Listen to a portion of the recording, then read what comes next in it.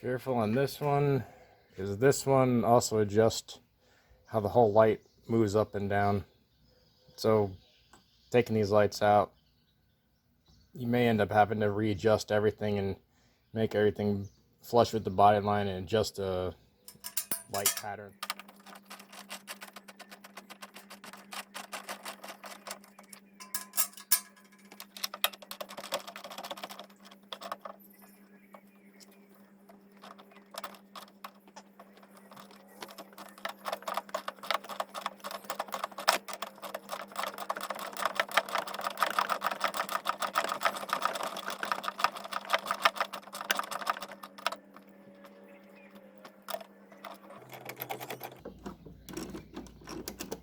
I'm holding the adjusters so it doesn't, so I'm loosening the bolt up, it doesn't move the adjustment too much. That's why I'm trying to keep these little blue lines all lined up.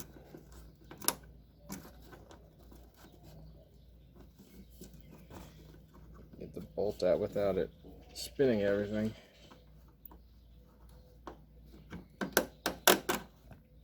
That's the fun part.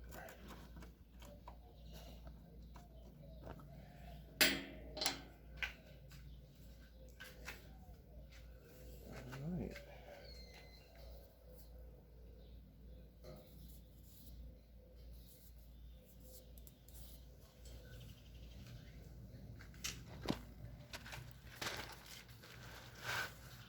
And then now in the inner fender well, pull this little guy down.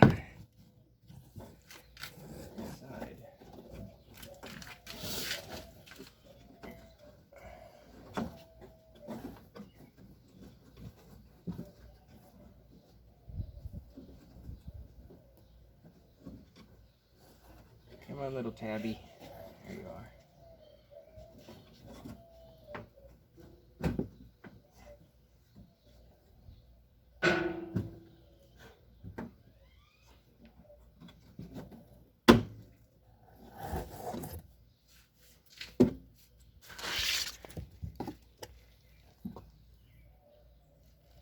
There's a little white tab.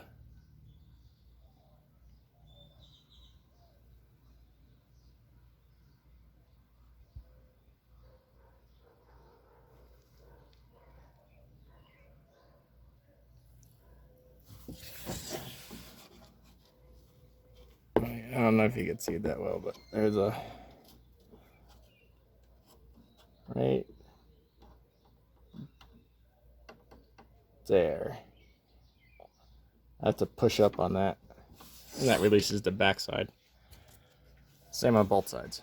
To get these plugs off of the back of your lights, to unplug them,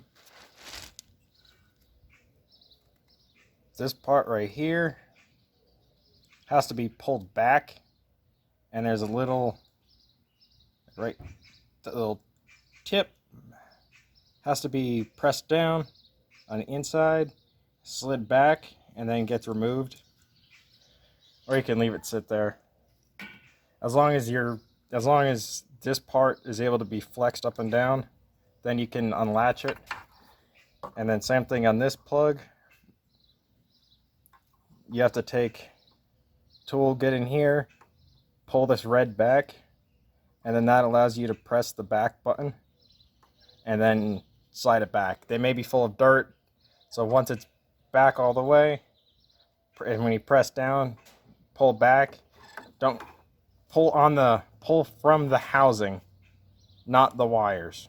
Biggest thing, never pull with the wires, always pull from the housing. You don't want to rip the wires out. For my case, I'm cutting them off, but I'm still going to be using them later on.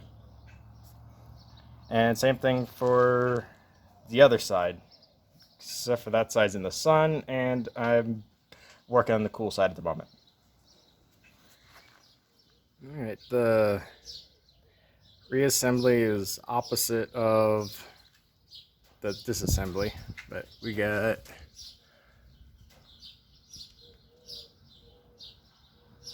the new OEM style projector LED headlight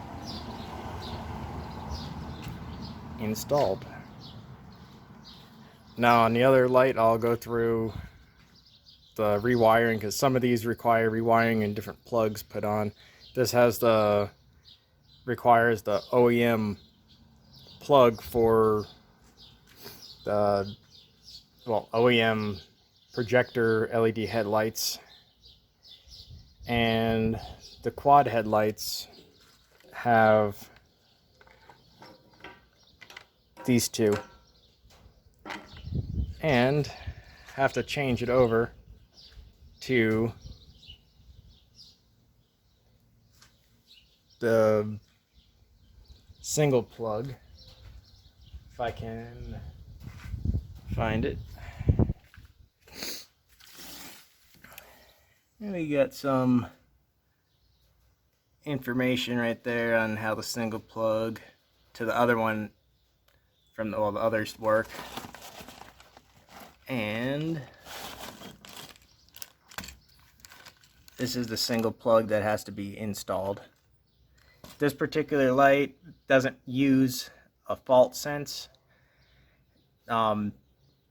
and you don't get the hyper flash, but I'm also using OBD alpha to disable the fault sensing, so I will not get a hyper flash with the LEDs.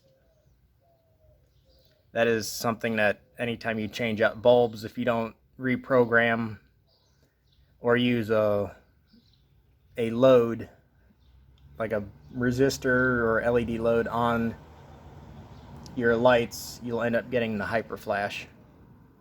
But I can change it in programming, going into the BCM and disabling certain features and functions and enabling others, and I'll show that a little later on.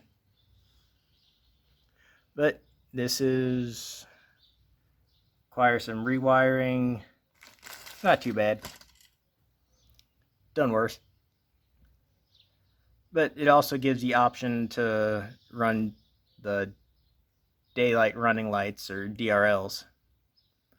And that will be used for, those wires will be used for something else, because mine currently does not have daytime running lights, and I'm going to use that connection for something else.